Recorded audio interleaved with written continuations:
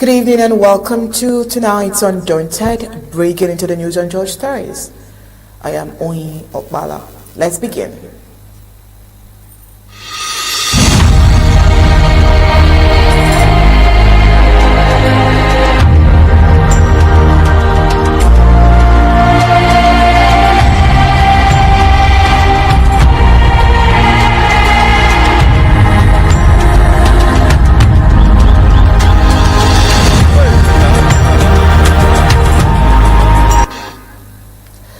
The Ambazonian populace has decisively rejected what it perceives as the fraudulent practices of French Cameroun by boycotting the so-called National Youth Day celebration.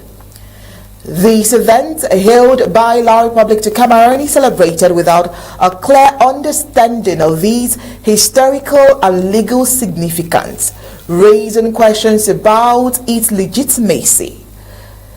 Their determination to commemorate this day despite contentious circumstances highlights the discord between the two Camerouns. For the people of Ambazonia, Youth Day is an opportunity to resist and challenge the Franco-Cameroon influence imposed upon their homeland. In a display of civil disobedience, the government of Ambazonia has called for a nationwide lockdown across southern Cameroon to protest against what they view as French Cameroon's oppressive occupation. To grasp the ambivalence surrounding the celebration, it is crucial to delve into the roots of these demonstration and remonstration and understand why Ambazonians staunchly oppose their event. This exploration of tonight's exclusive interview on Undaunted with our two great minds, Dr. Fred Lobati and Barrister Mbeseha, will uncover the reasons why Ambazonians label these celebrations as fraudulent and perceive them as an instrument to undermine their right to self-determination within the context of their borders as a sovereign nation. This resistance connects back to the 1961 United Nations organized plebiscite, where outcomes Ambazonians see as questionable and a precursor to the annexation of southern Cameroon by La Republic de Cameroun. By delving into the essence of such events, we can better comprehend the complexities of the Ambazonian stance and the historical grievances fueling their struggle for recognition and independence. Well, we will begin this great discussion tonight right after the prime headlines.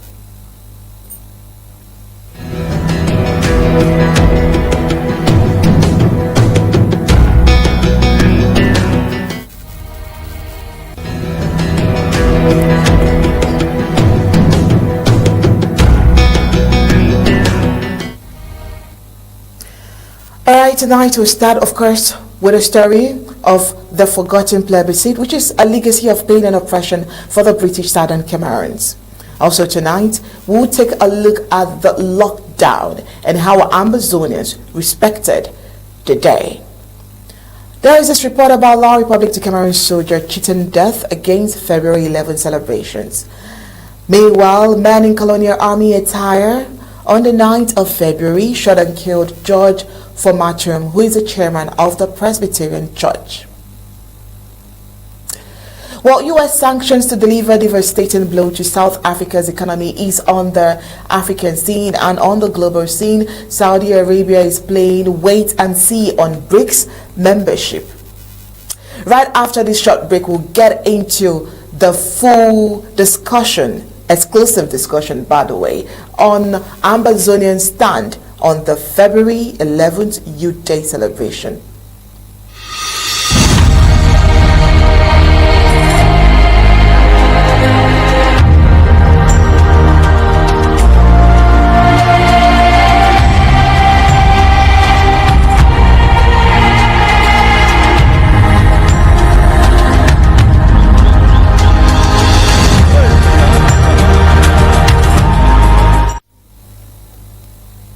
tonight, on this occasion of what we can call a falsehood of celebration, like I said in the introductory part of tonight's program, we have Dr. Fred Lobati and of course Barrister Mbeseha. Just because Ambazonians need to understand a lot about the history of where they are coming from, they need to understand the roots, the foundation of how all of this started, and they need to understand the progress that must be made. We will start tonight's discussion with a historical context behind this National Youth Day. And I would like to see Dr. Fred Lobati and Barrister Mbeseha on the screen, because we want to, of course, welcome them especially into tonight's program. Barrister Mbeseha is always here with us, or here on Undaunted, and so probably for some of you, you've never seen Dr. Fred Lobati on Undaunted. So here you have him tonight. You're welcome, great minds. Thank you very much. Thank you. All right. So let's start with the historical context. Historical context. There is a lot to say when a people know the history. When a people know their foundation, they tend to understand, not just understand, they tend to represent whatever they stand for, because they understand where they are gotten from. So let us start with the historical context behind the National Youth Day and why it is a celebration controversial in the eyes of Ambazonian people. Why is it controversial in the eyes of Ambazonian people? Barrister Mbeseha, would you want to start? If you permit me, you see, 11 February is the date in history. It's the date in the history of the struggle of Cameroun's Ambazonia for independence or self-determination. Let me go back a bit. You see, all of us know that from 1945, after the creation of the United Nations, British Southern became territory, signed into the, which was entrusted Great Britain and the other part of Cameroon to France to administer for the purpose of getting independence. But Southern Cameroon was administered from Nigeria, the Eastern House of Nigeria, in Enugu. And so we've been told, and this is important, that in 1953, Southern Cameroonians who were in the Enugu House of Assembly walked out of the house because they had become part of Nigeria. That was an act of internal rebellion against the status quo. But what we've done, which people have asked me to say, is who are these people who walked out of this house in Enugu? It's important to know that. Because we will build our museum for our historical development. These will feature there prominently. Because they are the people who took the first step to have Southern Cameroons decide for what they want. They took the first step in 1953, made up a state, a region, not part of Nigeria anymore. And who are these people? They were 13 in number. And let me take this to give their names so that historians might know. These people were forgotten to mention their names all the time. There were 13 of them. But let us remember that at that time, the whole of Southern Cameroon was divided into 6 administrative. You will not call Manu, you will not call Mezam.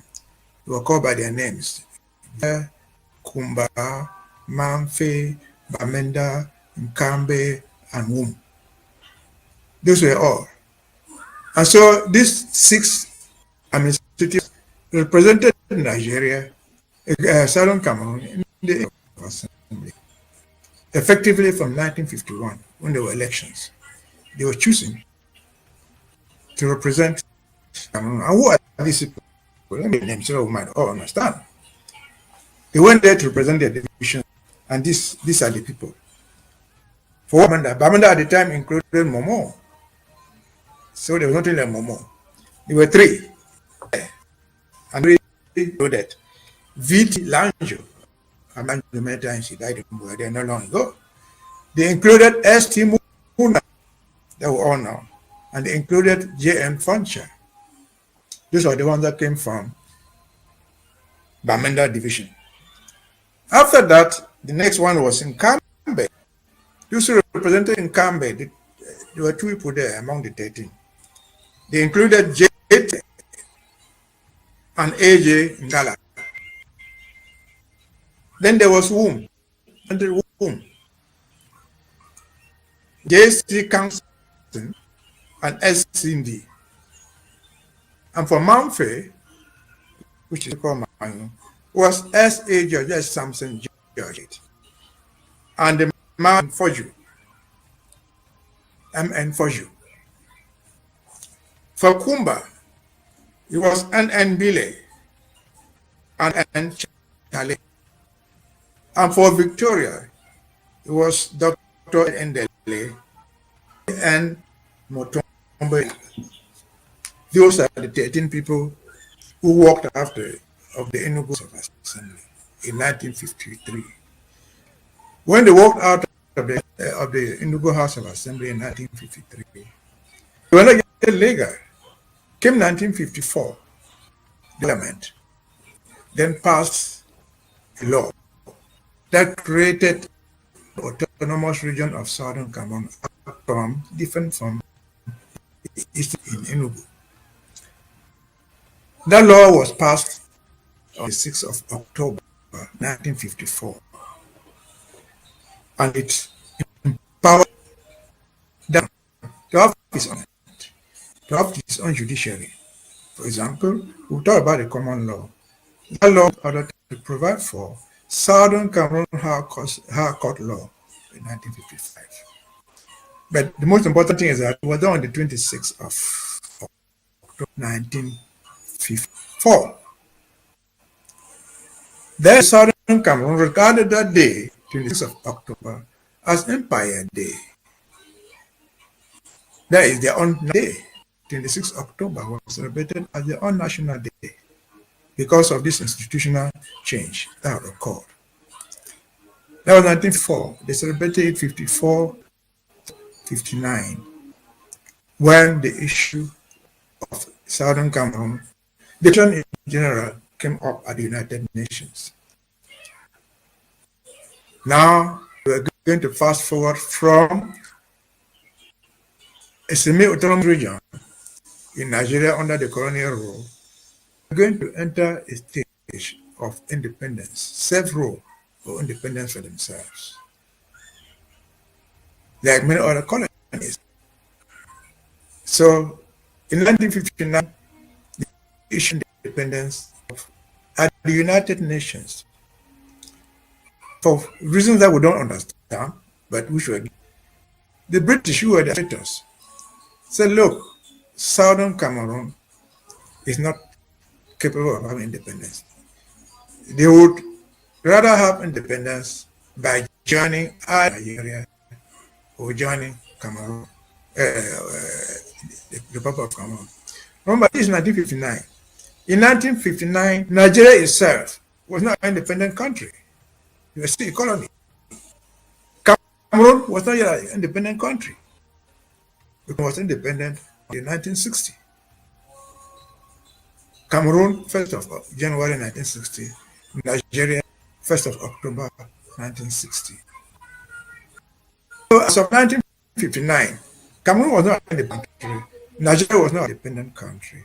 But the United Nations was imposing a union for a future independent state to join a future independent state of Nigeria or a future independent state of Cameroon. So this thing on us. We didn't like, prior to that, the West Cameroon, the Southern Cameroon government had held a meeting in Manfe, what they call the Manfe Conference. And our position is give independence, United Nations, give independence. We don't need to join either Nigeria or Cameroon. We want our own independence. They went to United Nations. The British government that was the administrator turned it down and insisted on independence by joining either way or the other. And so they came up with this idea of what's a plebiscite? It's a consultation of the people. With this limited Southern independence, you must have it either by joining Nigeria or by joining Cameroon. And you put up to these two options only. What are the two alternatives? In these two alternatives, Nigeria is not going to take in your voting. Cameroon is not going to take part in your voting. You will decide that.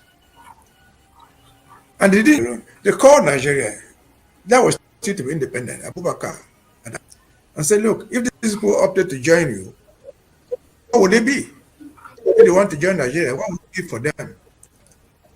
The government said, look, if they were to join us, we will make them a separate region. At the time, there were all 3 regions in Nigeria. We will make them a separate region by themselves.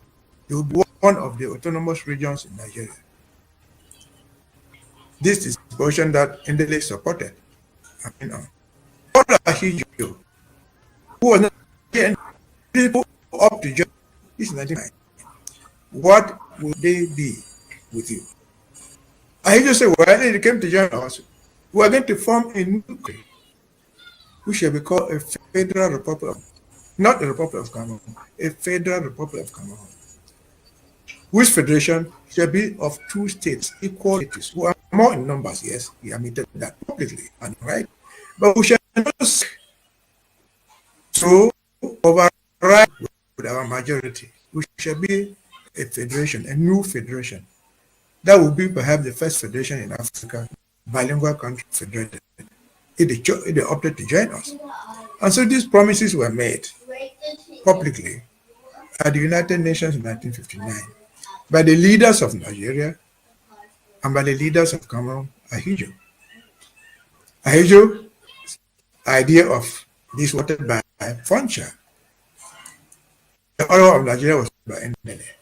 And so they proposed this date of 11 February 1961, date of the plebiscite.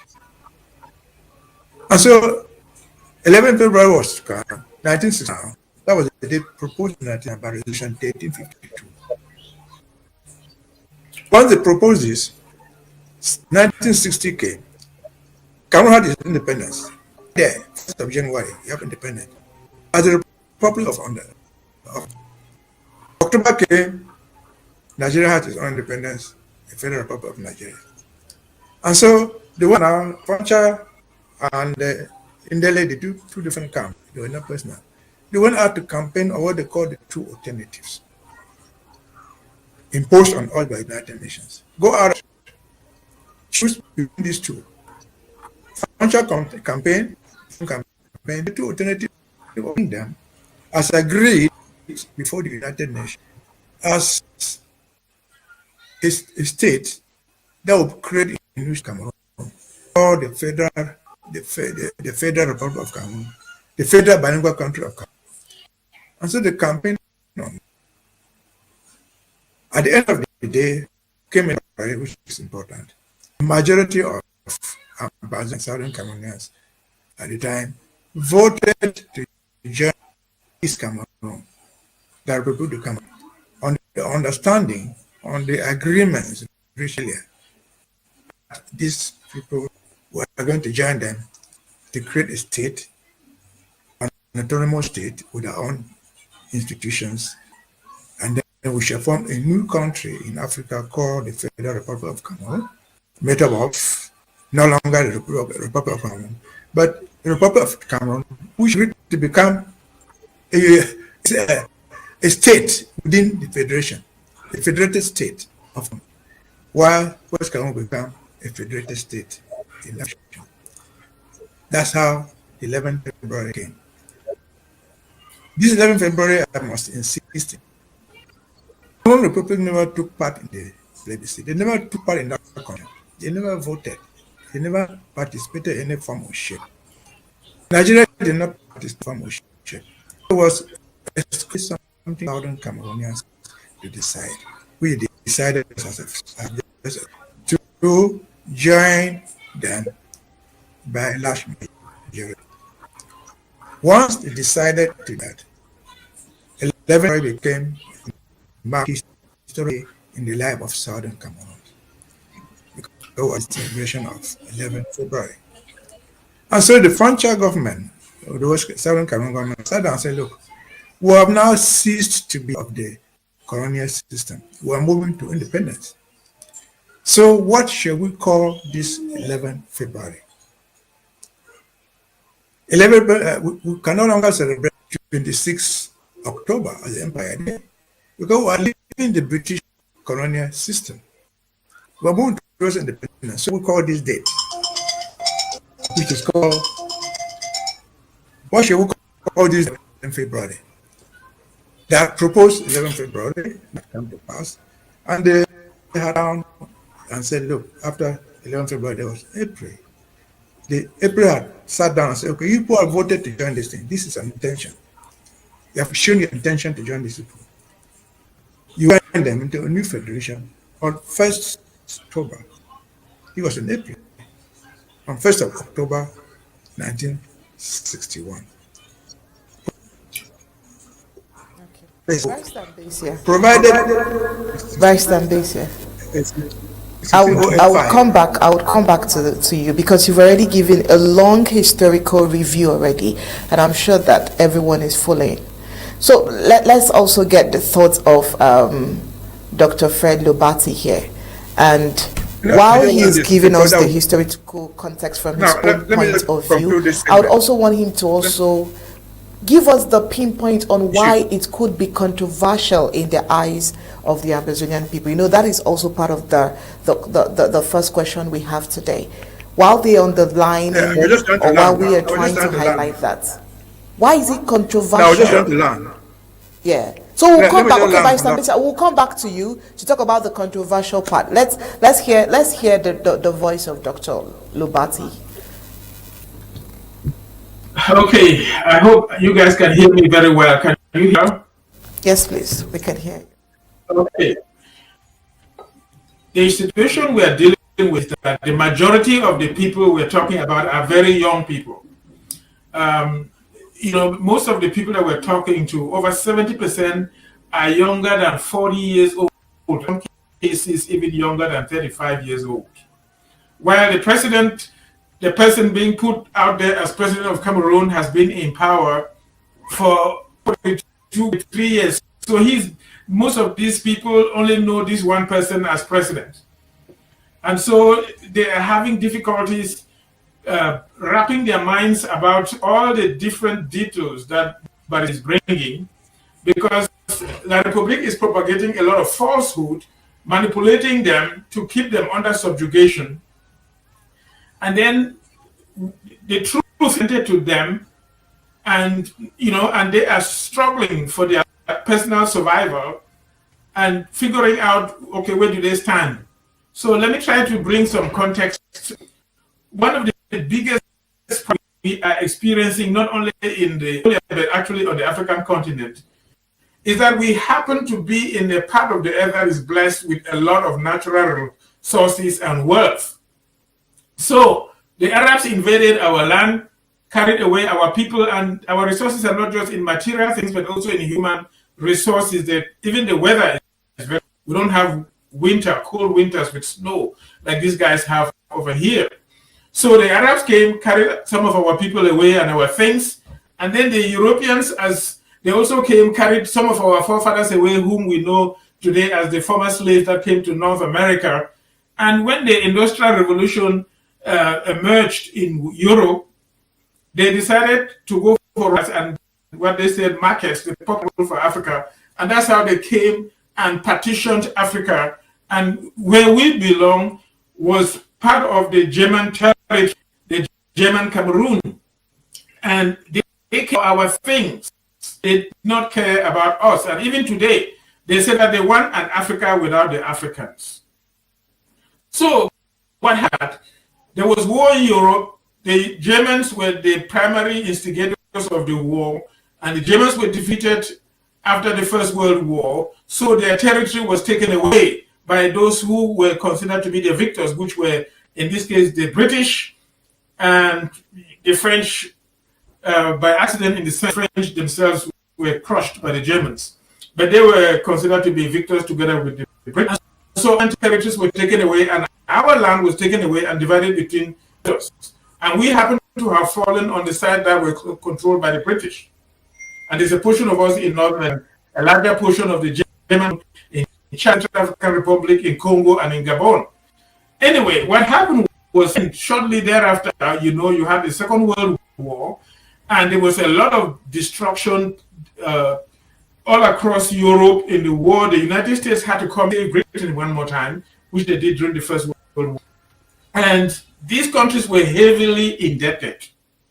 And now the United States helped Britain to defeat the Germans, and Hitler committed suicide.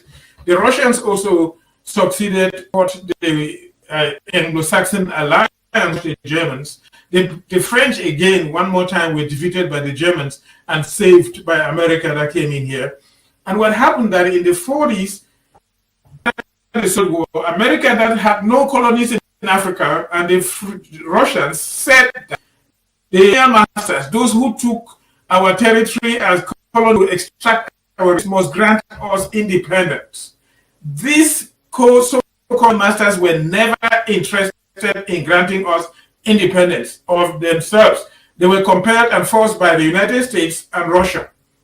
So now, as you can imagine, most of the actors that our barrister, very learned, is bringing up here, these were very young actors. So people like the Funchers and they were in their late 20s and early 30s.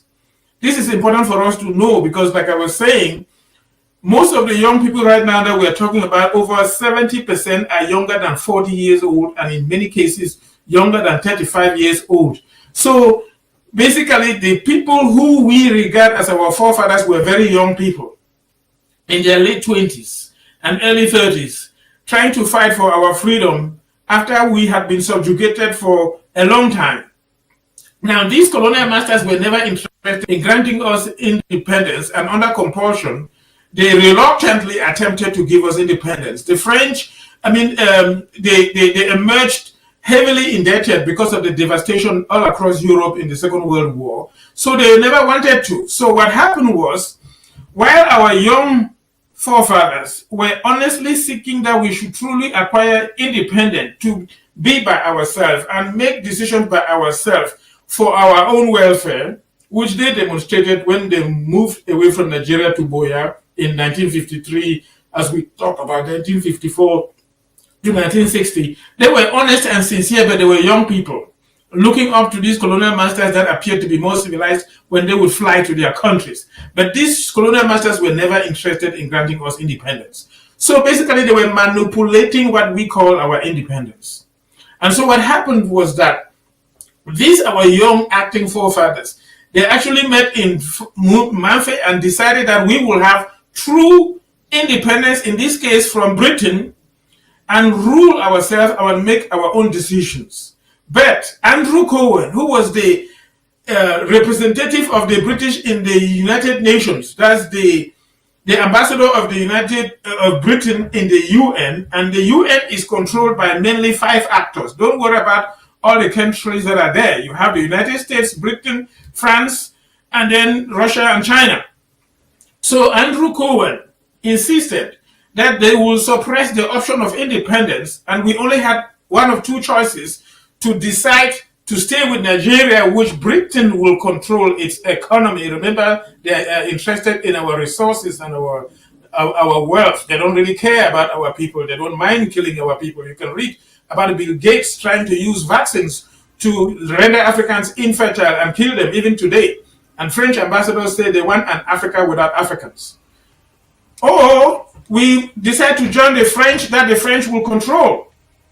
And so that is where you come up with the question of the so-called plebiscite in February of 1961. Our people were compelled, the young forefathers in their late 20s and early 30s, by these white men that they were looking up to, thinking that they are wise and they are intelligent when they had a wicked intention. So they dropped the option of independence. After all, we never had ability and power to fight them.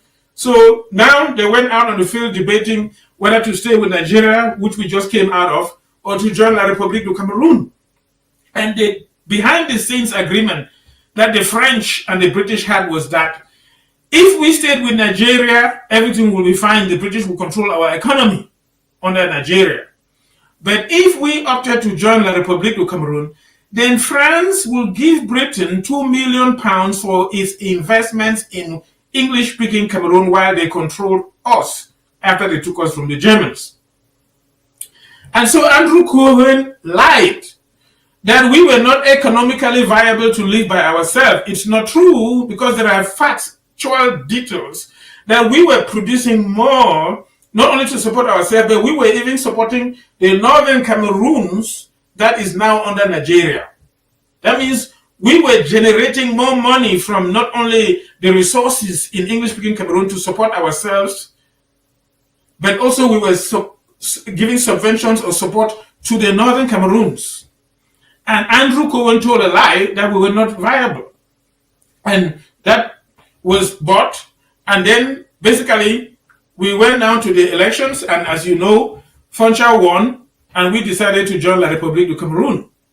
Remember that in this circumstance, the French were controlling Ahidjo, just like you use a pen in your hand to write on a paper or a book. So Ahidjo himself had no power. You can read in 1959, the French made an agreement with him of how they will control everything in French Cameroon, or basically in French-controlled African nations. There are about 6 different points in there. And by extension, they were going to extend that to us. And so Ahidjo basically was lying when he was speaking in the United Nations. He was flattering us and saying that if we join them, they will guarantee that we will be a federation of 2 equal states. So it looked to our forefathers like if we stayed with Nigeria, we'll be a region, like the Nigerians said, an autonomous region. But with La République du Cameroun will be like a respected state equal in status to them. So we thought that was a better option. He said many things, that if at any time we never liked what had emerged as the union, we can secede any moment. That we were going to maintain our form of government, our own everything, police force and civil service. You can read the details. It's very long. So basically, our people read all of these 2 options and it appeared like it was true, but that was falsehood. And so when they voted, in all honesty, Funchal carried the day, and so, including Endele, they followed the winner in a democratic election, and we went to Fomatum in an attempt to forge a union between the 2 states as a federated union. Now, the Secretary General of the United Nations at the time from Norway, whose name was Dog Hammarjok, he already foresaw, and he said that putting together the English-speaking Cameroon and the French-speaking Cameroon is like suppressing an inflated balloon in the ocean. One day, that balloon will come back out. That was a prophecy that is going to be fulfilled. That is why English Cameroon is not happy and eventually will emerge as a separate and independent state from La République du Cameroun. That is a prophecy. So anyway, La République du Cameroun deceived us and claimed that they will respect us as an equal and independent state, and we just are putting ourselves together as a federated union, and basically the central government will administer a few things like foreign policy and arms like that, and then we will have our own autonomous state. Now, there are details of how throughout, since 1961, after all of that, they have told only lies till today. And if you will indulge with me a little bit, I can show you that this international community, they have already told Biya the truth. And Biya is obstinate and refuses to listen and keeps insisting on what he calls one and indivisible Cameroon, so that they can continue extracting our resources. To summarize it all, since they discovered oil in English-speaking Cameroon, The oil, just the oil, we've not talked about other resources that have been extracted in the English-speaking region, is over $600 billion. Now, I did not say francs. I said $billion. $1 today is over 600 francs. Multiply 600 by 600, you can tell how many billions of oil revenue has been collected in English-speaking Cameroon. That is what they have carried away and stolen away from us. We're not even talking about the plants and other resources. In fact, English-speaking Cameroon was producing about 60% of the GDP that ran that country. And without English-speaking Cameroon, La République de Cameroon will collapse. But what I was trying to show here is that even the so-called international community knows the fraud that La République du Cameroun has been doing. And so, as you know, when they were attempting to subjugate us and kill us, they faked what they call a dialogue in Yaoundé, and this is what happened. In August of 2021, their ministers and the government of Yaoundé knows this.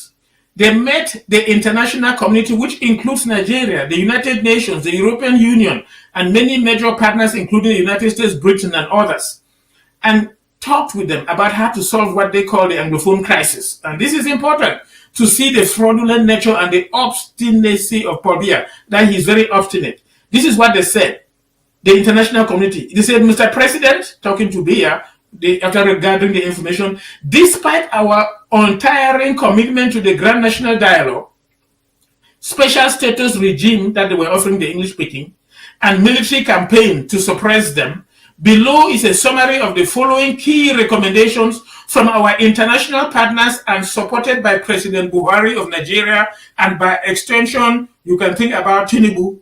Basically, the government of Nigeria supports this. And this is what it says. Number one, ceasefire.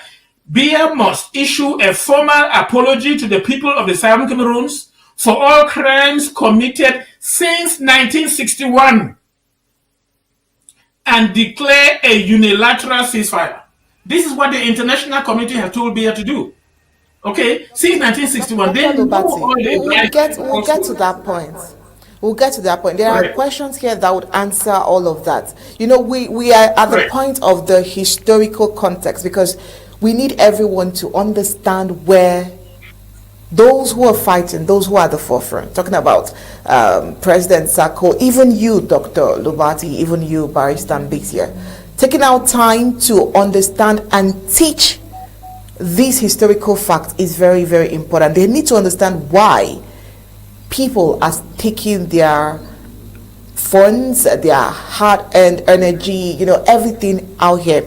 So the point where we want to also talk about the controversy behind this. We haven't really expatiated on the controversy behind this. We've given enough briefings on the historical part, and it's a good thing both of you came from diverse point of views, and I love the different point of views that you all came from. But let us talk about the fact that regardless of all of these data, the information is out there, yet some Ambazonians are still confused.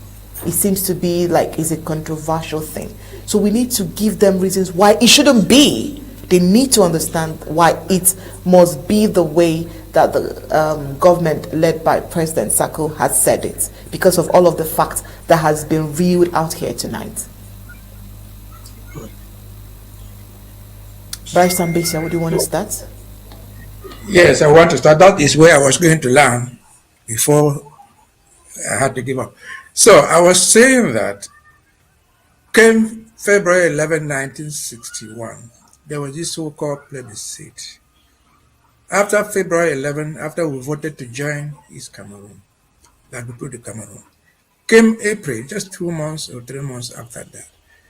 There was April 21st United Nations resolutions that noted what we had voted in February and concluded that we would effectively join La République du Cameroun in a new federation come October 1st. So the West Cameroon government, this is where I was about to do, we were dealing with February 11th. The West Cameroon government said, look, now we have 2 dates. This date, 11th February, that were voted in this plebiscite. And the next date is October 1st, which is supposed to be our independent day. Now we are leaving the colonial system. We have to choose our own dates based on our own history. What shall 11 February be to us? This is West Cameroon government.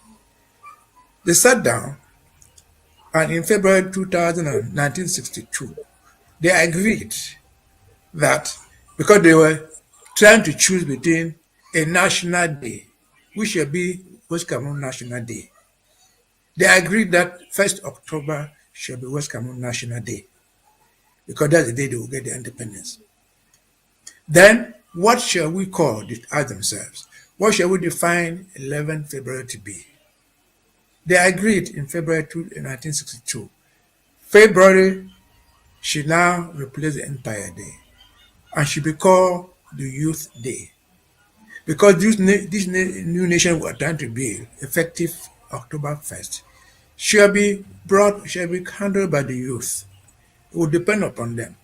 They will work on that.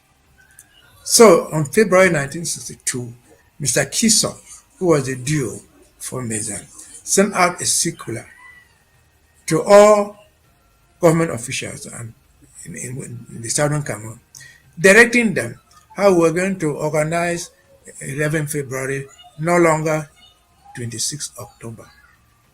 And so we shall call this National Day, a Youth Day. All our youth will come out and celebrate and prepare themselves to be a new nation. That was the coming of the Youth Day. While they were doing this in 1962, giving the empowerment to the youth, Yaoundé was at The Hague, International Court of Justice, fighting against the idea that Northern Cameroon voted to join Nigeria. They are taking the matter to The Hague in 1961. So in 1962, when they were deciding this, they were there at The Hague fighting. What were they fighting? They were fighting to say that Northern Cameroon was part of their indivisible one and indivisible German Cameroon, that they would have come to the fore. So in 1964, Cameroon lost that case at The Hague. The United Nations said, no, Northern Cameroon is not part of your German Cameroon. They voted to go to Nigeria. That's the end of it. You cannot argue about your one and indivisible German Cameroon here. So the notion of one and indivisible German Cameroon was defeated right there. And so they came back in 1964 and declared 11 February a day of mourning. That's the Republic of Cameroon. They declared a day of mourning. Mourning what? Mourning the loss of Northern Cameroon that they thought would come back to them. And so as of 1964, Cameroon Republic called Northern Cameroon, 11 February, a day of mourning. But as the thing progressed, 1965, the Youth Day was going on. They had been celebrating it in southern Cameroon. In very jubilant. People were coming, children were coming and playing. Those of us of their age used to run and they have shoes. They get prizes, something they call a shield. That will mark that this team has won, and so on and so forth. And so they came out in 1965 and said, well, how long shall we mourn?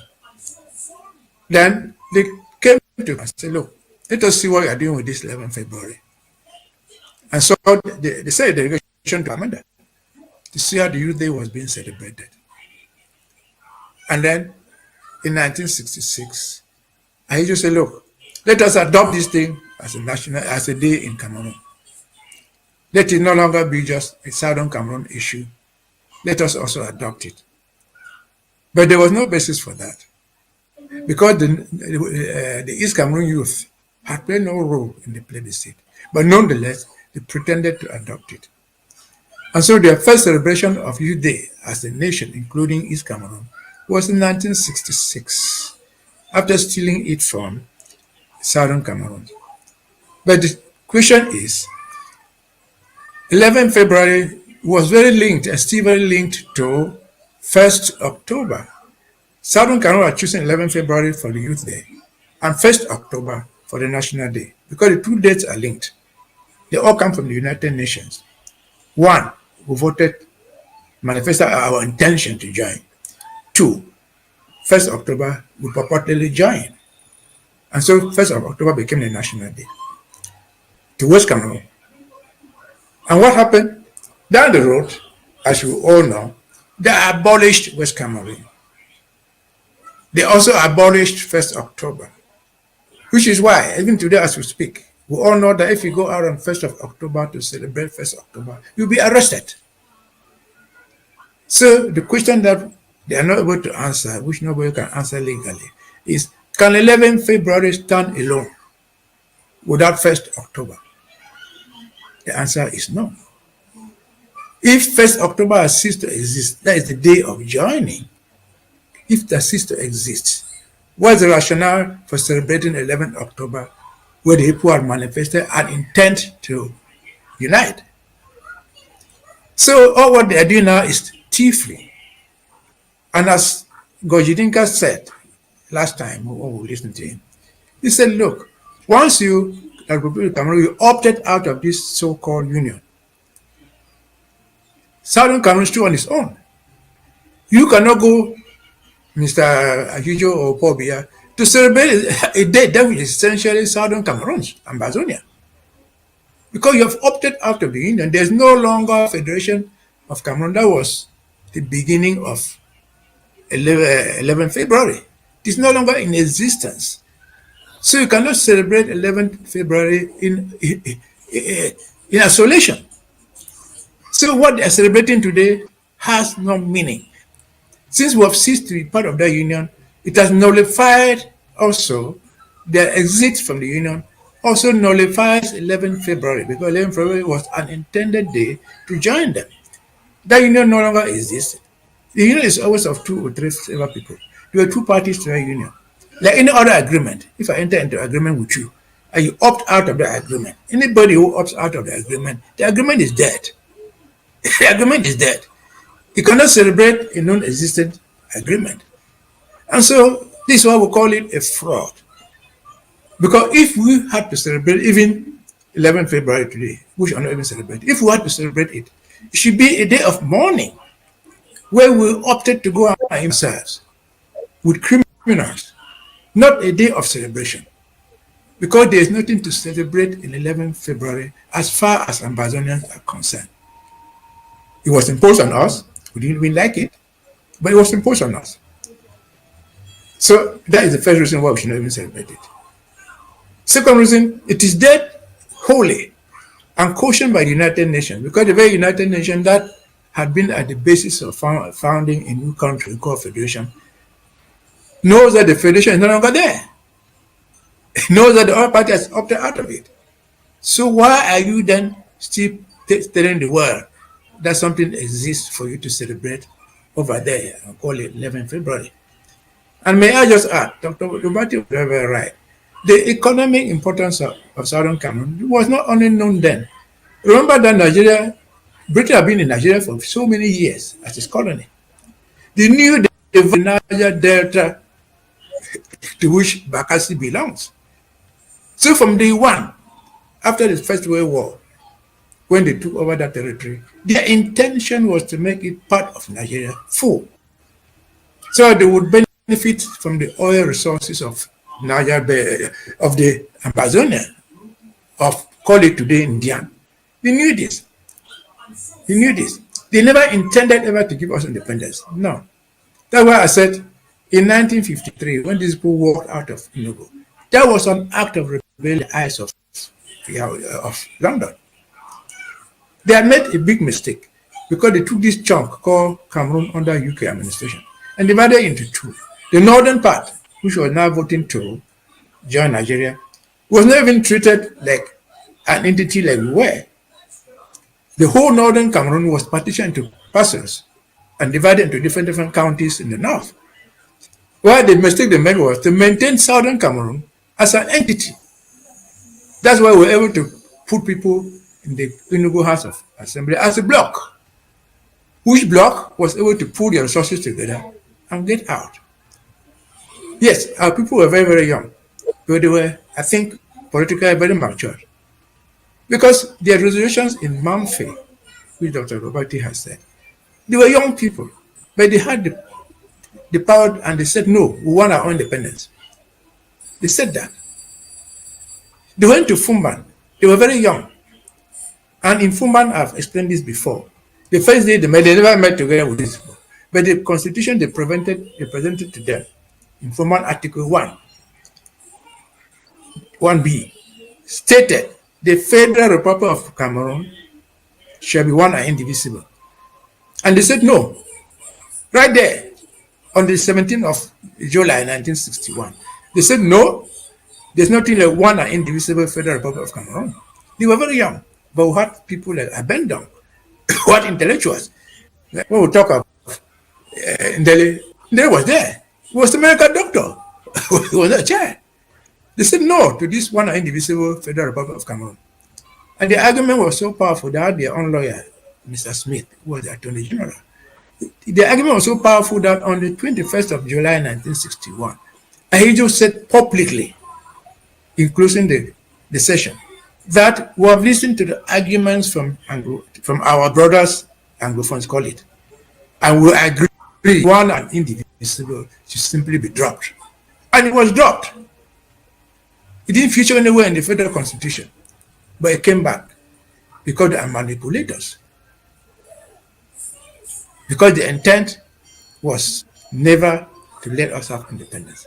And again, as an aside on the part of the education, the only reason why France kept Cameroon, the ownership of Cameroon as an entity, was because they knew that Cameroon had an access to the sea in Douala. The other colonies, Chad, Central African Republic, they had no seaport. So they had to maintain this to have access to the sea to export their goods. Again, essentially, colonization was purely an economic adventure. They were not going to help you. And so, again, back to that's the rationale. I was going to say we'll come back. We'll come back. I love the expatiation on the controversy. You gave that point on, and I love the fact that that has been established. And so anyone who is thinking whether or not to follow should understand why the confusion was there in the first place. I wouldn't know, Dr. Lobati, would you have a thing or two to add to that controversial part, so that we know that we have substantially, dealt with this particular question? I want to bring out the fact that the French are the manipulators of the craftiness of La République du Cameroun. Like you heard from Barrister Mbeseha, they went to The Hague to complain that the northern Cameroons that is with Nigeria belong to them.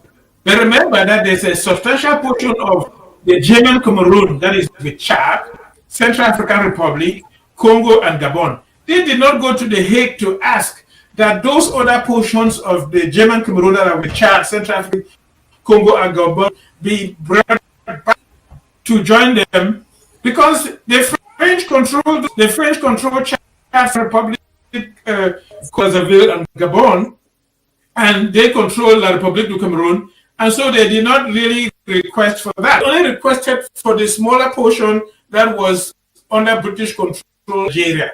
That is the craftiness. That's why they didn't say that. La République actually never has what you would call true independence, because they are manipulated by the 6-point agreement that Ahidjo signed with the French in 1959. Ahidjo, who was the first president of La République du Cameroun, and then went after we joined them for 2 years, and then subsequently Biya. Ahidjo was controlled by the French, and Biya is controlled by the French. They have no independence of their own to make any decision. They have to get approval from Paris. And so all the money is done by France. I will leave it there and go further as the questions come. All right, let's just move forward, because I'm sure that the next answer Barrister Mbeseha was given was already leading to the liberation. It was leading to the liberation movement.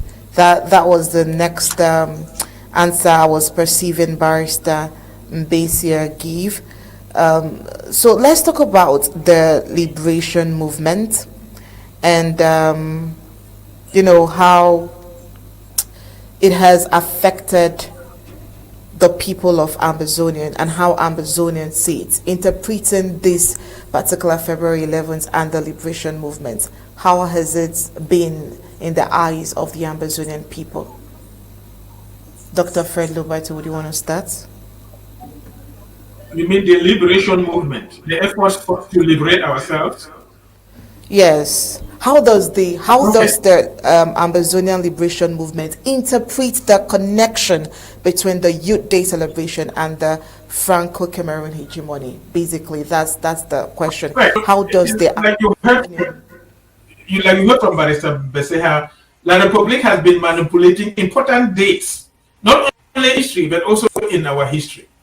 So, for example, they were supposedly granted independence on January 1, 1960, which they never celebrate. It's like unimportant to them. While many countries across Africa say they got their independence openly, does not respect theirs. Then the Youth Day celebration, what they call Youth Day, used to be called Empire Day, which will remind people of the British Empire, is linked, for example, Mbeseha says, to the day that we got our independence.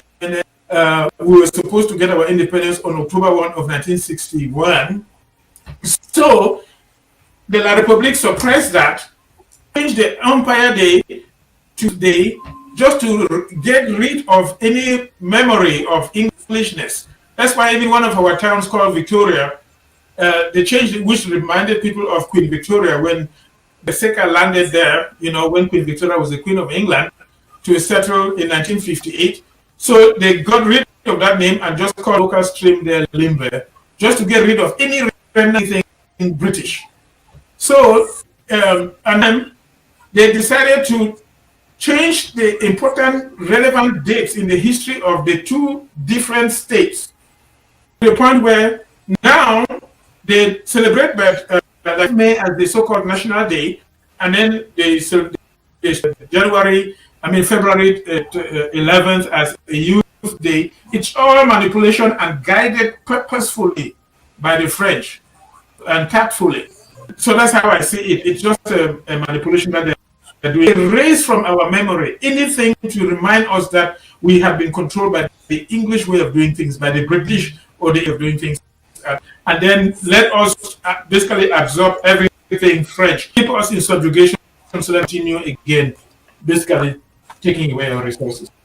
That's how we put it. All right, I love how precise that was. Barrister Mbeseha, how does the liberation movement interpret the connection between the Youth Day celebration and the Franco-Cameroon hegemony, in your own words and from your point of view? Well, when we talk about movements, remember that this is 2025. This phase of the movement started in 2016, but it started today. From 1961 up to today, there has been a lot of movements behind. The movement, you look at groups like Cameroun Anglophone movement of the early 80s, who are like SCNC, the 90s to 2000, well, things like movements, and others that I cannot mention. Across the board of all people like, for example, CAM and SCNC have been very, very educational. People like Capo have taken actions in court, communication 2.6. We look at all these moments that have made in what we call the government in exile of the Federal Republic of Ambazonia. When we look at that, I've not seen any movement sees the celebration of 11 February by Yawande as ultimate. All Anglophone movements call it liberation movements. From all these ones I've mentioned to this point, all agree. This is the first time that all of us agree on something, that the celebration of so-called 11 February being fraudulent is something that should not be done. And so I think on that, the liberation movements are agreed. And if you put the liberation movements together, you will say 90% of so-called people of Ambazonia who are Anglophones agree that that celebration is manifestly fraudulent. It should be stopped if we can. Do these people at home, chiefs crowning their brothers and sisters, going to drink beer in the Dio's house, people being paid a few thousand headmasters to get people to march, do they constitute any movement? They don't constitute any movement. They constitute that are paid to act by the oppressor. Even what they do, they go to celebrate. In West Cameroon, or Southern Cameroon, or Ambazonia, pay people. They are not paying people in Douala, in Bafoussam, Komsamba, Karawa. They pay somebody in Boya, in Bamunda, to go and march that their father voted 11 February. That's just the degree of manifestation. How far the people have gone so low. They pay you to go and march. If you don't go to march, they kill you. If you don't go to march, they arrest you under a mass arrest, call it Kale Kale, and money from you. So, liberation movements as a bloc, all put together, are in agreement with our analysis that 11 February should have been celebrated in East Cameroon, call it East Cameroon, because that's their own state. Because they had nothing to do with it. If they continue to celebrate it, it is pure manipulation, fraudulent manipulation. I think that's the action. Okay, let's take a step further. Let's talk about the government of Ambazonia, the government that you serve, the government that you've been part of. In what way can we say that the government of Ambazonia articulates its stand when it comes to civil disobedience? You know, people act out of ignorance, but we can also say that ignorance is not an excuse. So when it comes to civil disobedience, particularly in response to Youth Day celebrations, how do you think the government of Ambazonia can articulate its stance? What kind of statements or punishments should be made? Should they be forgiven? Are they ignorant? Let's hear from your own point of view. Dr. Lobati, please. Well, I'm not an active member of government, but I am in support of the government of Sako. And I know the way of all the different activities since 1961. And when you compare, all realize that he is the only one that stands for the truth at this moment, like willing to bribe people, which is their way of doing things. So, what is called civil disobedience is a violent means of expressing disagreement with what the perpetual falsehood of a supposed one and indivisible Republic of Cameroon. Now, the people who get well informed cannot do otherwise than stand up against that government. When you don't know which is what the Republic hopes, they hope that these young people that I talked about, that over 70% are younger than 40 years, they were born while Biya was in government as president. And we have been in government, Biya was prime minister. I was born before our independence. So I've experienced Ahijo. And then we talk about most of these youths, younger than, who are over 70%, younger than 40 years old, they have not known any of them than Biya. Those who live on the ground and have never gone out, they don't even know anything totally different from what they experience on a daily basis on the ground. So they cannot even compare. If they had the opportunity to come out and live in a more civilized society, they will realize they live under a total dictatorship and that they are being bombarded constantly with falsehood. So they get well informed of not only our history, but you know the truth of what is truly good. You cannot do otherwise than to stand up against this. And we are telling our people not to carry guns to go and be fighting La Republic, to stay in their houses when La Republic is trying to, for example, do what they call a celebration day or any public ceremony to show that they disagree with what La Republic is doing. And when the majority of the people dissociate themselves from that, the international community takes notice, which is what they have done. They have alerted Paul Biya that he keeps telling lies that everything is back to normal. But they realize that these people keep respecting what is called ghost town. which are basically days that the people put down economic activity. It's not a Sunday. There's all economic activity and stay indoors. To go out on the street and fight like big administrators. They just stay them in their homes to demonstrate they are unhappy with all what is. And yet the Republic tries to do everything to pretend that everything is back to normal, which is not true. And it's their way of doing things. So the government, the true authentic government of the children of Ambazonians led by Dr. Sako at this time, express itself. It is not for any form of violence, not for any form of what you call terrorism, but we have expressed our disgruntlement, we have expressed our complaint and concerns to the reputable authorities, the cases that our barrister has presented to the National Court of Justice. We have expressed ourselves well to the United Nations, even Poncha and Moon are saying, and the international community knows the truth. What is truly going on, which is on those so many tests almost about to read. So the government has said it. And so we are not what they call terrorists. The Republic, as usual, tells lots and tries to claim that people are defending themselves as they true kill our people, that we are acting as terrorists, which is not true. And there's a lot of things that I can say to demonstrate the falsehood that is inherent not only in La République du Cameroun, but literally comes from France itself.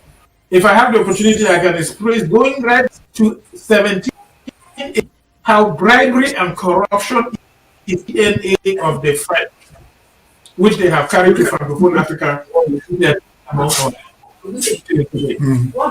I'll leave there and give a room for us. But that's how I perceive it, that this has basically taken the stand that people should not respect this institution, continually express our dissatisfaction with them, so that we can eventually get independence and determine our future by ourselves, which is going to happen. All right, Barrister Mbeseha, severally, when you are here on Undaunted, I will talk about, what the ASA are doing with those who have been caught. Maybe before Monday goes down, that's a different ball game altogether. We're talking about the disobedience, particularly in response to this celebration. Of course, some people would be caught disobeying, probably joining in the funfair and all of that. What do you think that the Ambazonian government stance should be, particularly in response to today?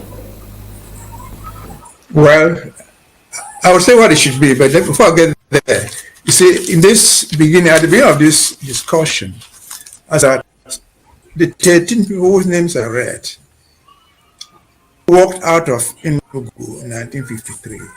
I call it a rebellion. But people don't understand what here rebellion, people are carrying and guns. No. It was a civil disobedience. They simply walked away. They didn't use any guns. And the colonial master took them. He didn't mobilize them. They come and catch people and take them back to Lagos or to Enugu. They understood that they had sent a message. And the next step was to create their own. And so what is going on now, what we call civil disobedience, is just a multiplication of what we already knew. We've grown up in a society where people speak, and sometimes action other than words. We try to what you find around there. I said yesterday or the day before, where else in the world, I don't remember any place somewhere in the world, where else in the world are people forced to go celebrate anything? Anything, a birthday, a national day, a football game is forced. That's a mark of civilization. We have, how did these people walk out of the Nigerian House of Chiefs? They were arguing the Nigerian issues. They say we're not Nigerians. They were arguing benevolent neutrality. We are neutral edition Nigerian things.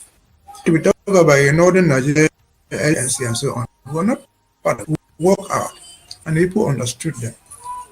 Again, coming back to today, you see, where we are talking about the same.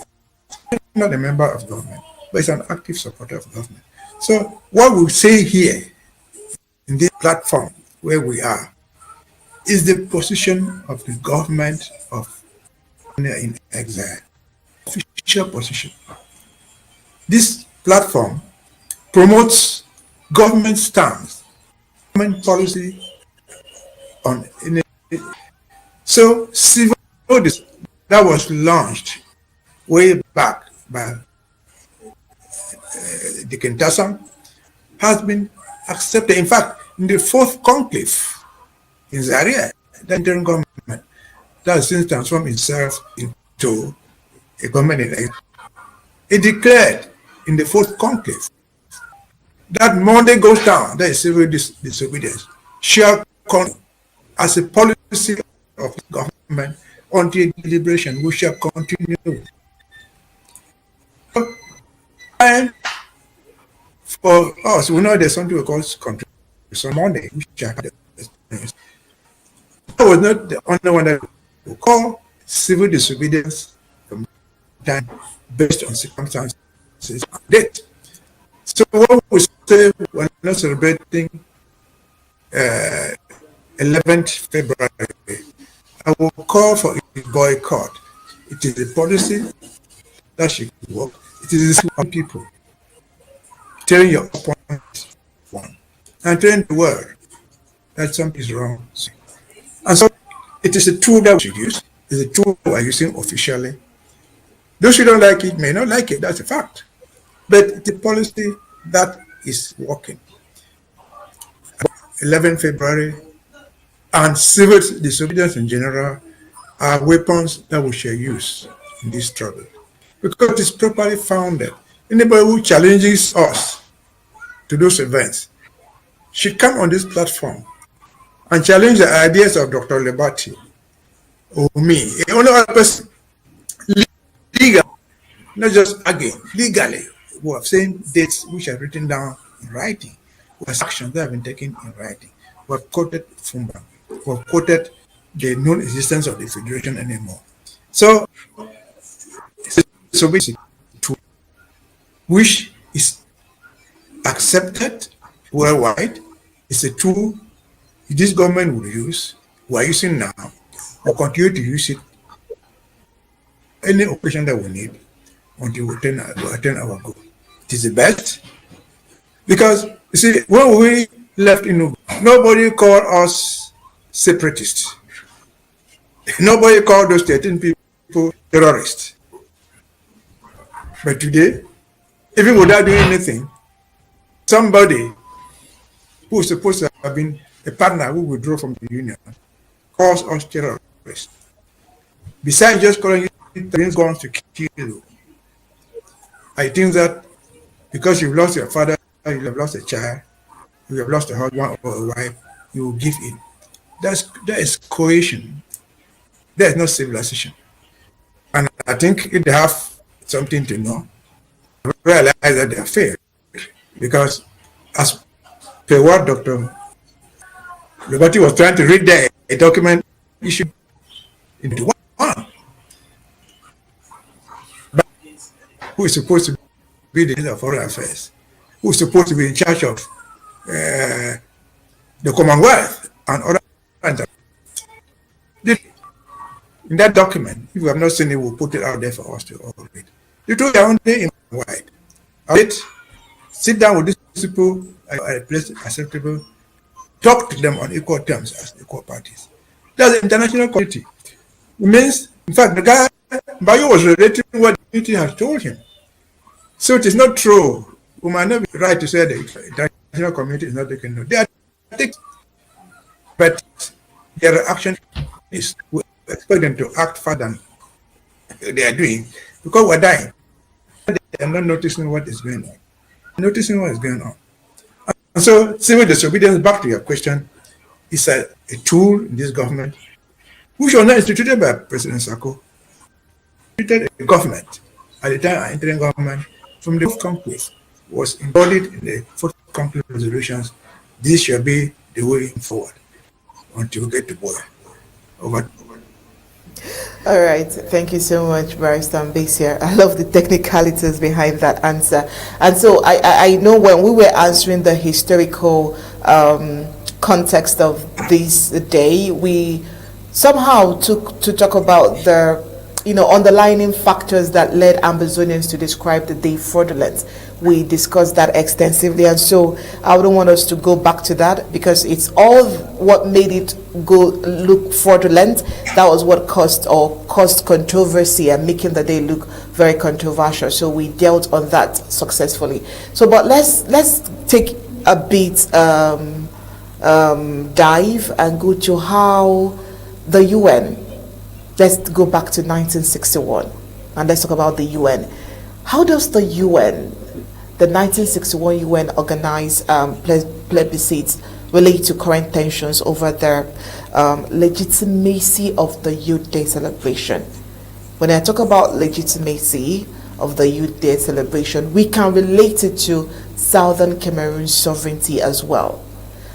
The 1961 UN organized plebiscite. Let's relate it to current tensions over the legitimacy of the Youth Day celebration in relation to Southern Cameroon's sovereignty. Dr. Fred Lobati, would you want to start that analysis? Yes. Let me get my own position on it. Let's look at the actors in early 1960. I hope everybody can hear me well. Let's look at the actors. The general at the time was this Dr. Hamad, and he was UN Secretary since 1953 from an article that I read. Secretary General for 7 years when we held this. Remember that UN Secretary General, they have, I think, a 4-year term and then they're re-elected and they're there for like 8 years. So he was almost coming towards the end of his 8-year term of ruling in the United Nations. And of course, the powerful decision makers within the United Nations, as you know, like I mentioned, UN Security Council includes the United States, Great I call now Small Britain, France, and then Russia and China. Those are the main decision makers. The others are there, they can talk and make noise. They call them to be there for a year or two, but these other ones are permanent members of the UN Security Council. They have veto power. That means if a decision is made by the entire UN, then vetoes then is not good. And most often the US is the powering majority over there, and they play around by telling China and Russia to abstain. That means don't vote even if you disagree, and then they will carry. But that's a different story. But those were the actors then. So like I said, and who was the ambassador of Great Britain, nations, convinced that we should not be independent and rather vote to join either Nigeria or the Republic, like we said. And so that date came when we had the date, and the UN did that. Now, Dr. Hamad was a very good person. Remember, he's the one who said that forcing the English-speaking Cameroon Republic to Cameroon is the same as forcing an inflated balloon into an ocean. One day it will come out, like a baby is born out of the womb. English-speaking Cameroon. This Dr. Hamad, when African nations were acquiring their independence under his watch, remember Ghana was the first full independence in 1957. You know that Nigeria got its independence also in 1960. I think it was October, one of those days. But after La Republique was one of the first countries to acquire independence on January 1, 1960, and then subsequently. So he was going across African countries to establish their government and enjoy it. So he came and went to Congo. The popular Lumumba, was now the leader in the Congo, and he was helping him to establish his government, and we'll leave that controversy for another day. And he was going to leave the to Boya, where the government was, to prepare Funcha. These are our young people that I mentioned were in their late 20s, to meet in Fumban for the discussions. And he was going to accompany them there. Remember that Cameroon was a United Nations, League of Nations territory. It was not officially a colony. After it was taken away from the Germans, they divided them and gave to administer on behalf of the United Nations, and the Republic was supposed to be administered by the French on behalf of the United Nations. Means that we, the former British Southern Cameroon as well as the Republic, belonged to the United Nations, and those were just caretakers helping to administer us. So basically, to meet and carve out the constitution that brought the two countries together, the United Nations that truly had us had to be there.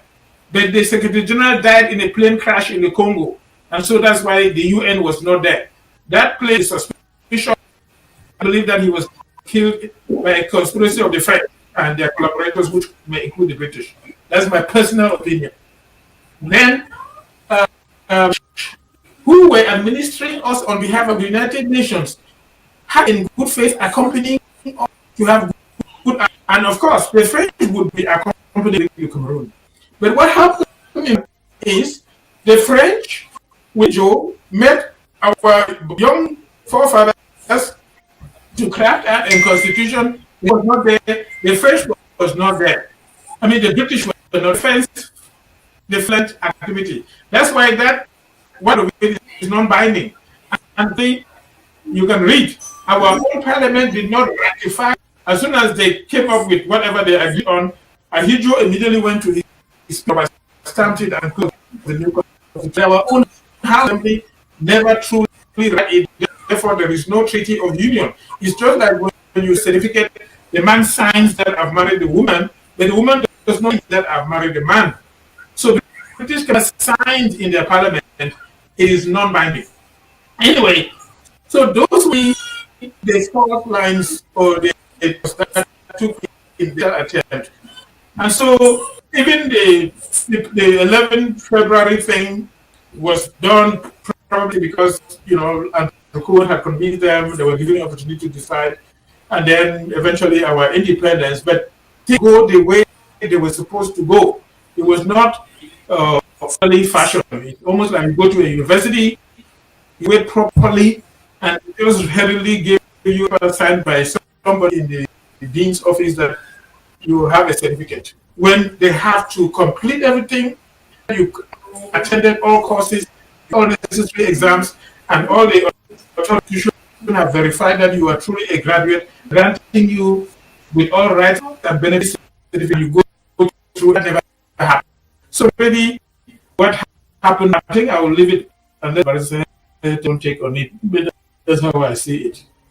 Yeah, yes, very Mbeseha.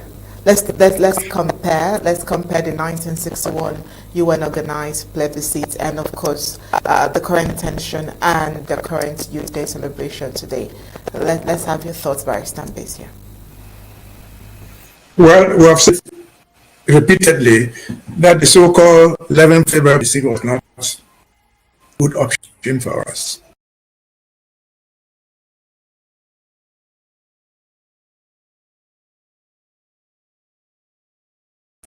The analogy is this gentleman who died, Hammer, who was Secretary General of the United Nations, no doubt about that. But he became Secretary General of the United Nations in 1953, when we pulled out of Enugu. So, process of Ambazonia, getting independence, being forced to vote in the plebiscite, passed under his watch. He was Secretary General in 1953, he took office. Debates on how to get independence forced us to play. Came in 1959, he was Secretary General. The vote, 11 came in, he was Secretary General. The vote, April, resolution 1608, came in under his watch. He was Secretary April. But he died. When did he die? The man died on the 18th of September.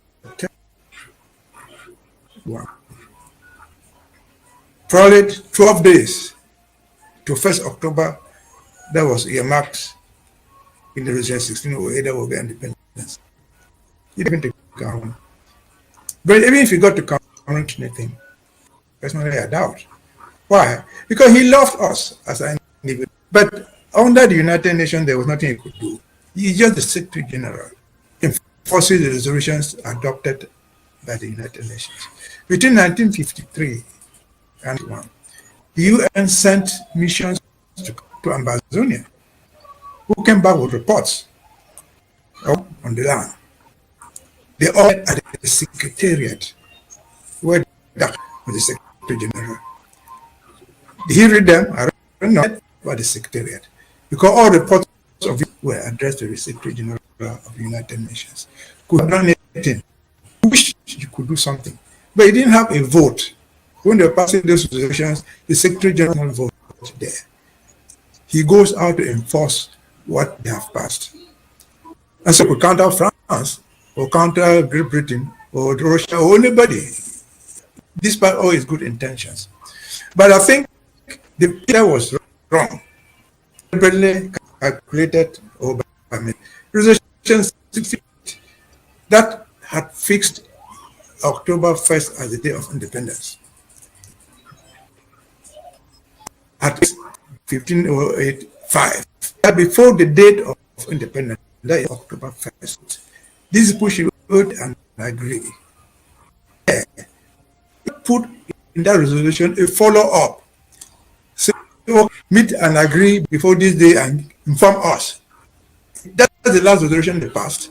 Whether we met and agreed or not was no longer the concern of the United Nations. And there's a void there. They went to form, that was not a constitutional conference, because it was not even as per 1505.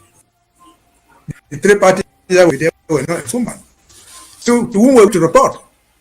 Look, the day is coming, Britain has refused to come to this conference. There was no institutional way to report it. So it was, to me, if it was not calculated, which I think it was a big mistake. So whoever sat there, agent of the United Nations, okay, the Secretary General, there was nothing he was going to ignore the British manipulations that we have tried, the British that was tried to establish. Because from day one, from 1953, that this guy got there, the mission coming there, for example, Britain had partitioned northern Cameroun to small, all these reports, because they were part of southern Cameroun under UK. These reports were coming. And so, may this man rest in peace. He had all the good intentions, but there was nothing he could do institutionally for the United Nations. He could make a recommendation. This recommendation had to be acted upon by passing a resolution for him to.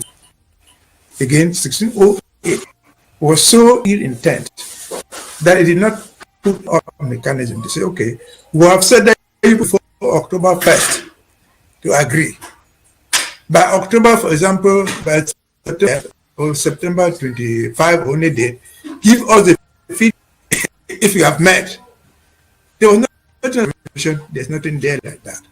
And so it is part of the machination of Britain, really Britain. Later on bought by France, the price, the $2 million, the £2 million, whatever the bid, but it was the criminal aspect of it. If we go to the last whole day there, Britain explained, and the United Nations cannot explain how they gave UK a territory called Cameroon under UK administration to be administered for independence as per Article 76 of the Charter. And how that very agreement of 1946, they ended in the resolution 1608, the agreement of 1946 ends, as far as Northern Cameroon is concerned, on 1961. There's some agreement. As per the 1608, the agreement of 14th of the 18th December 1946 ends 1st of October. How can one end twice? A single agreement ending twice by United Nations resolution is fraudulent. Everything but fraudulent. And so that's how it is. Again, it is a sum total of the manipulations. It is sum total of harm they intended to do to us. It was a mistake. I think it was a vicious criminal mistake. Over to you. And because we've dealt deeply with this topic, we have to talk about the political. Whenever all of this happens, there are political underlinings, and so we have to look at the political and cultural differences between Ambazonia and La République du Cameroun influence. And of course, when we are talking about it, I would also want us to talk about the national identity and its perception of today. So many persons might be looking at the political, so many persons might be looking at it that, okay, there are some cultural underlinings. But let's focus on the political as well. I will talk about the national identity behind it. Dr. Lobati, would you want to start? Yeah, so in terms of cultural, the territory of the former British Southern Cameroon, which we call Ambazonia, is a small territory. It has, I don't know whether it's like 20 or more ethnic groups, and you have Muslims in there, extremely very few Muslims. Highlanders that are living because it's a mountainous territory, and you have people who live towards the coast. Those people who live towards the coast are ethnically related to the dwellers around Douala, and those people who are in the mountain pass are related to the also mountainous regions of Cameroon.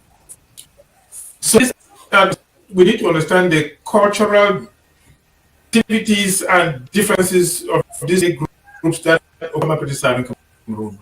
In La République du Cameroun, there's a very large portion of the territory that belongs to Muslims. In the north, the Muslims came down on horsebacks and pushed some of the African tribes southward. So in what they call Adamawa, the northern region, right through to the extreme north, they are interspersed with some few ethnic, non-Muslim,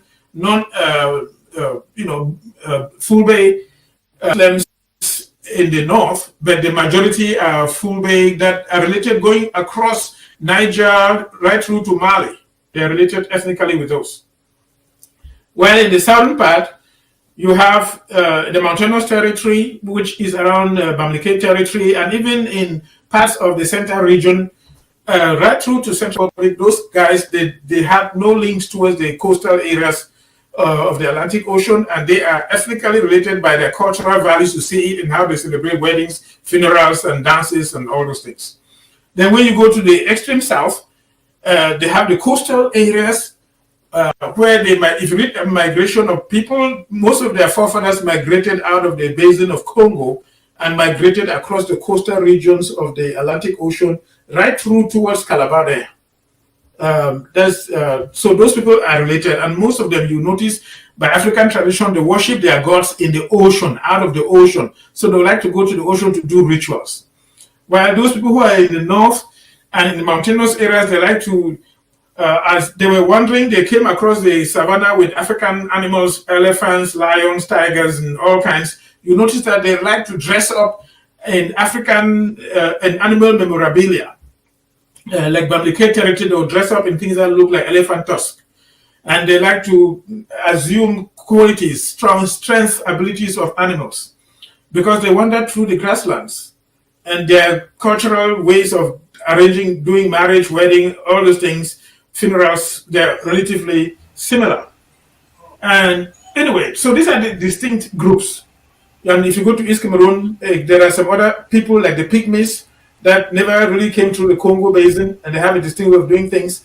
And the people in Bia's territory, they are not really related to the people in Douala. But our people are of two ethnic groups, the mountainous ones and the southern ones, basically.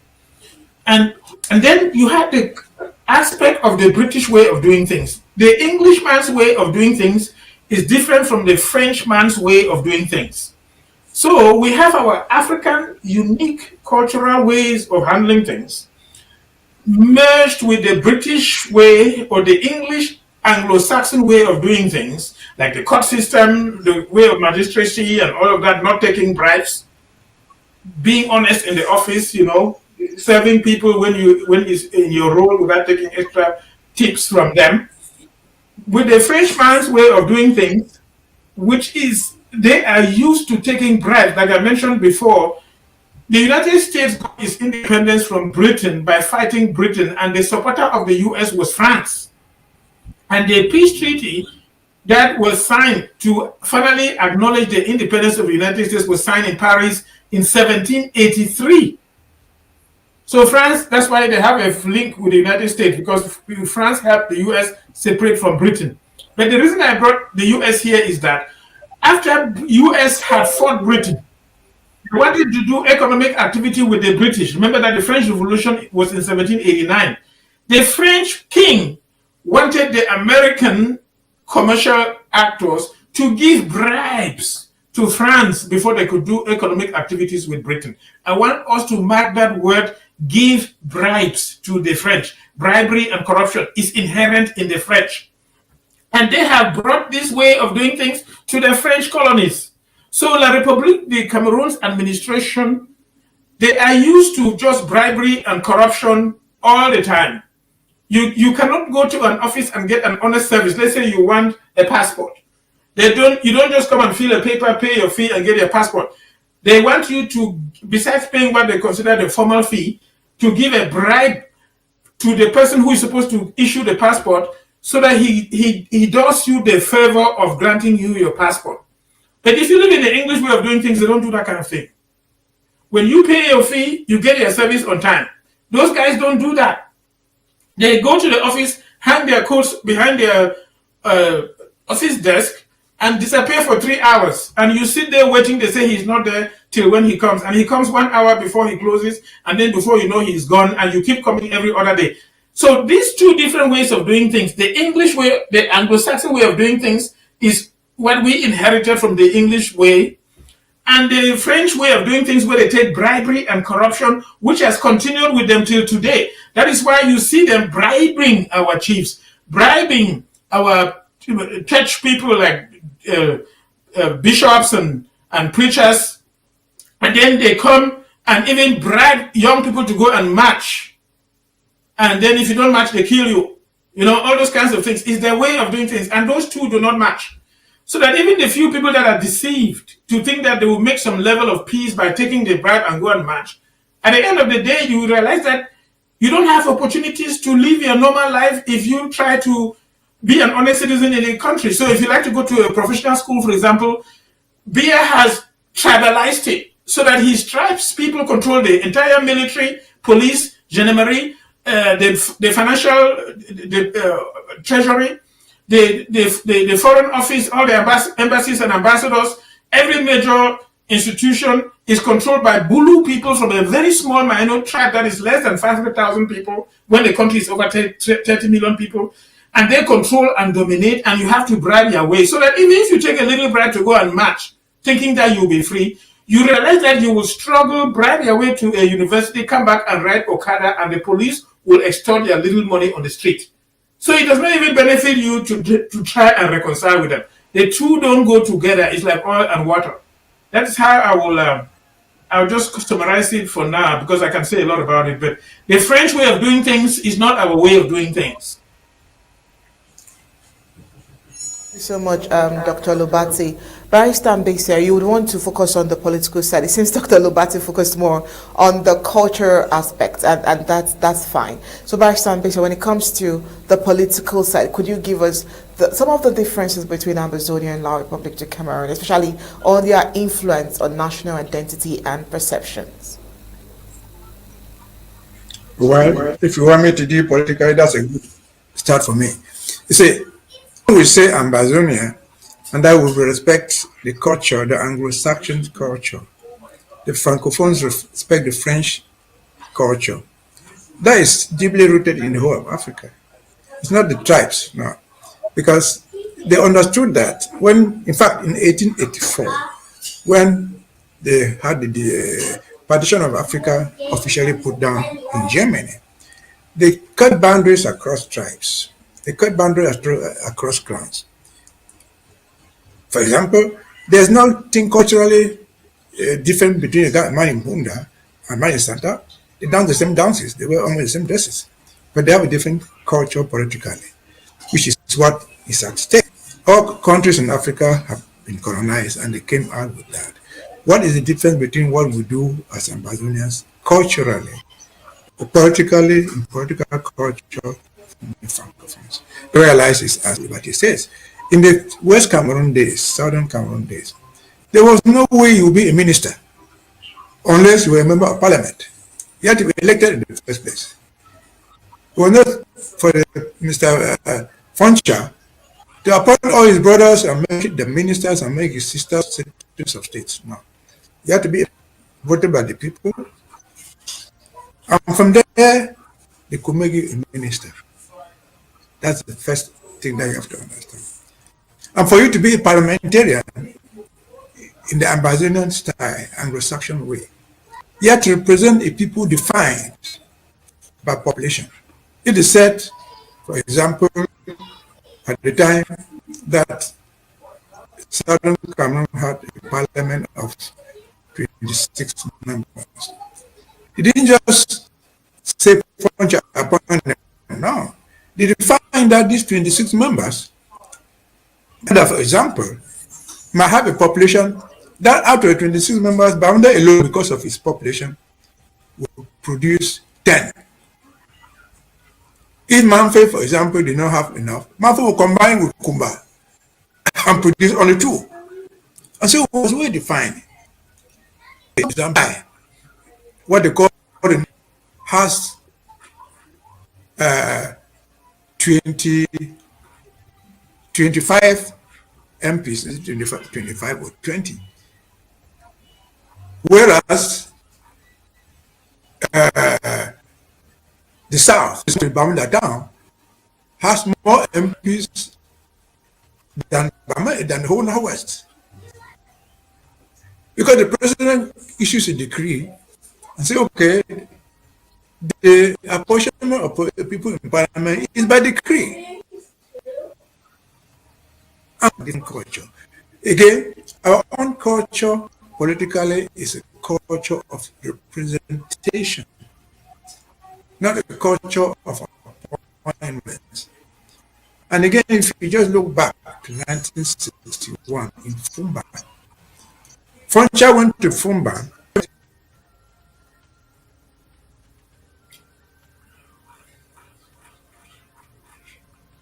He seems to be frozen there.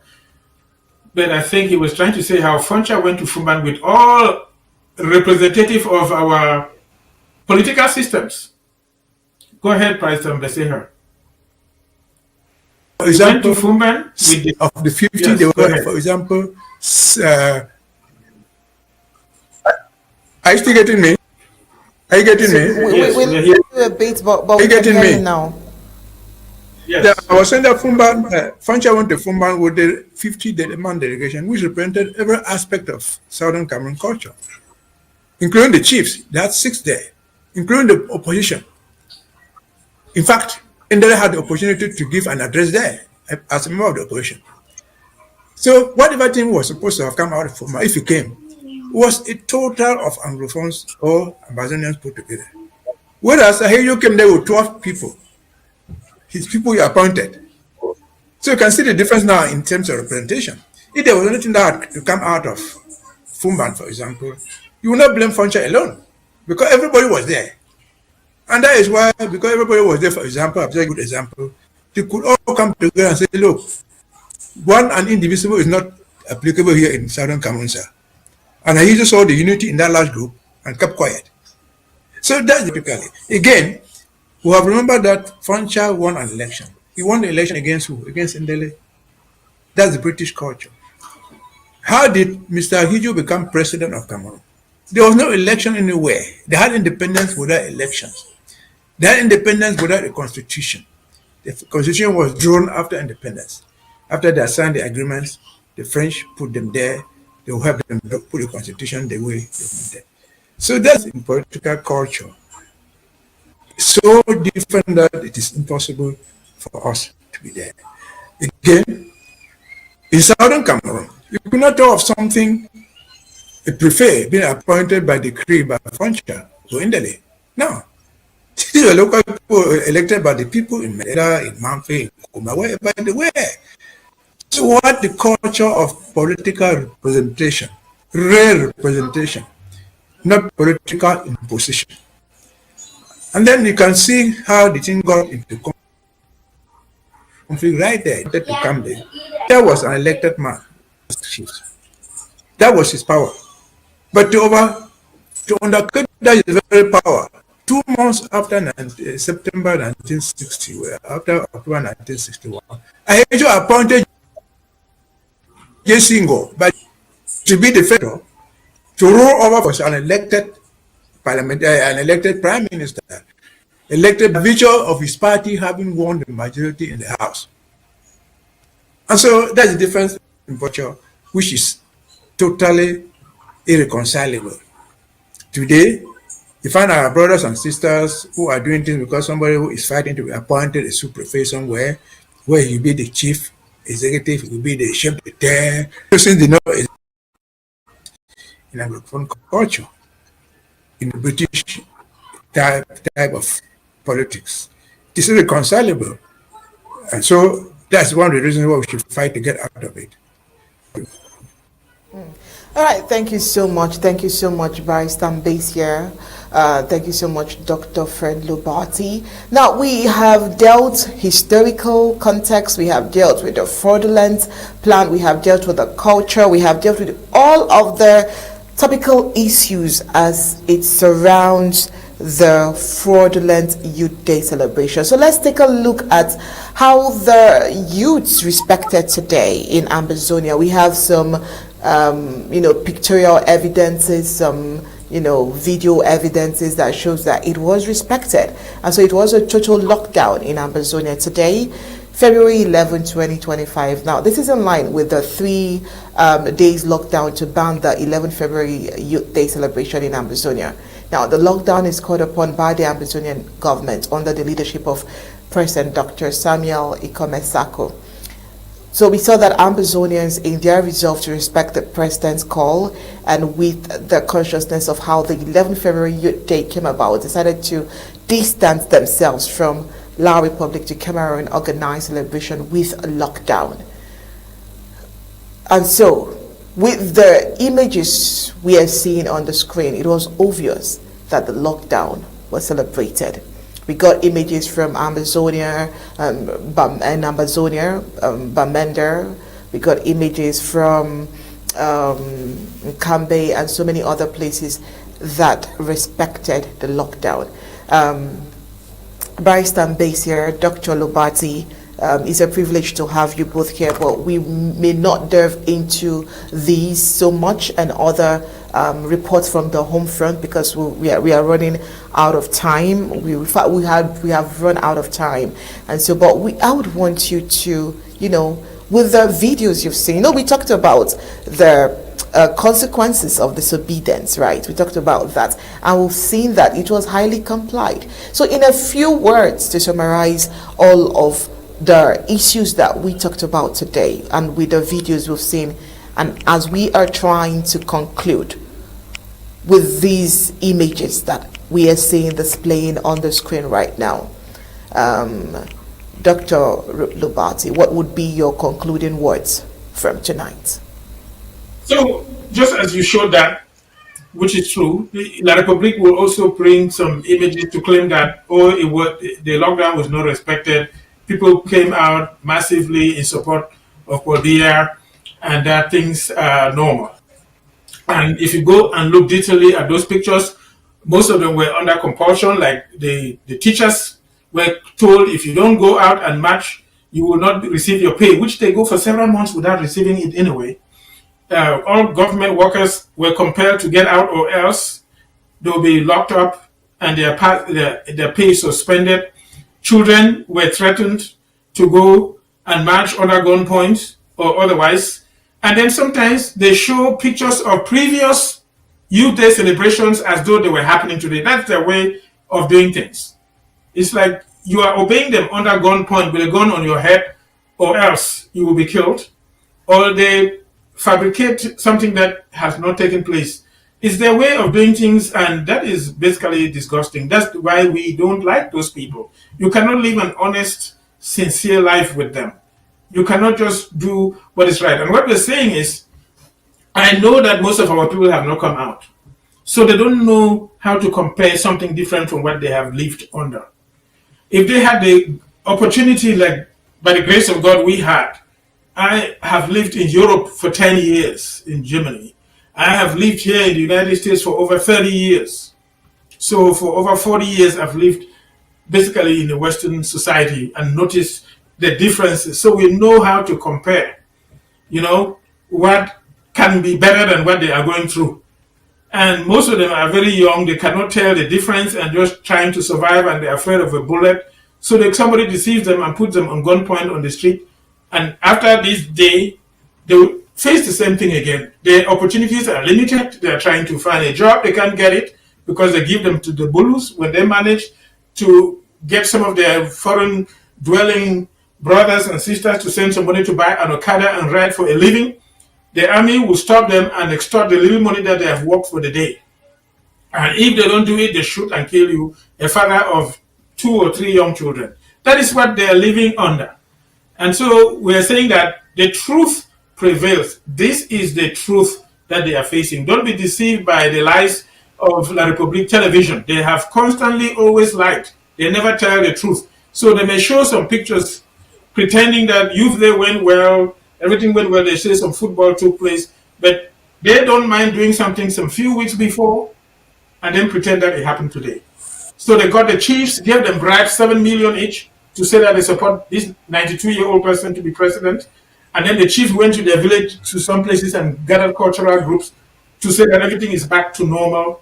Then gave money to the priests and bishops, and they go to the churches, gather people dressed up nicely and dance inside the church with traditional music to say that things are fine. And then they'll show those to say that everything was going well in Ambazonia, but that's not true. As they say, the true taste of the pudding is in the eating of it. So the daily life that you live under La République du Cameroun is the truth of who La République du Cameroun is. So if you feel like you are happy under them, what I tell my classmates, I have classmates I went to school with, go to Bia's village, buy land and build a home there. Don't sit in the diaspora and say that, oh, La République is fine, don't pretend that you are coming together. No, the true taste of the pudding is in the eating of it. And La République does not taste well in their mouth. That's why we have spat them out. That's what I would say. Mbeseha, in conclusion, please. Well, in conclusion, I said earlier, lockdown is a sign of civil disobedience. It's a civilized way of telling your opponent disagree with him. Again, back to 1953, the 13 people who walked out of Enugu did not need to pull a crowd to send a message. Just 18 of them. The British understood the message. And so the streets of Ambazonia being empty is just evidence of what we're telling them. But let's make it the reverse. Suppose the streets of Bamenda, Boya, and Komba were full today. Would that have changed anything? Would that have made any difference on why you kill people in Wariko? Would that have solved the problem of why villages and towns have been burnt down everywhere? Would that have made any difference in why you kill Sam Sawyer? It would not have gone anywhere. The message has been sent. And so, only stupid people think that forcing you to go and march will solve the underlying problem. Again, as per that document which Dr. Lobati cited earlier, which is from the international community, the problem will not be solved until you come down from your high horse, meet us in a convenient place, and address the root causes of the problem. The lockdowns, the ghost towns will continue as a symbol of resistance, a symbol of civilized resistance. The streets are empty, people are just in their homes. They're not fighting you, they're not throwing stones at you. And then you have the audacity to go and arrest them and force them to go and march. That is the most uncivilized attitude a person can have. Again, But this is not where the streets were full. This is where, from those pictures, the streets were empty. Those who took 1,000, those who took 7,000, those who took 7 million. The day is over, and the war continues. And so I think, and I believe strongly, that we're on the right path. We'll continue to do lockdowns, in addition to other things that we'll do, to make them come back. We did not violate any law. We did not breach any agreements. They violated the laws. They breached the agreements. They sought and they continue to seek to kill us, to subdue us to submission by force. That is not going to work. Over to you. All right, thank you so much, Barrister Mbeseha. Thank you so much, Dr. Lobati. It's been 2 hours plus of exclusive and extensive discussion. I'm sure that anyone who has been confused would have had a clear doubt on what the Ambazonian government stands for. This is where we draw the curtain on tonight's Undaunted. Is a special edition, and so subsequently on Undaunted we'll definitely bring you all the reports that are missing today, and of course we hope that you all would have a wonderful evening. Thank you, Onye. God bless you. Yeah, and of course on behalf of the technical team that put together tonight's production, is good night and God bless.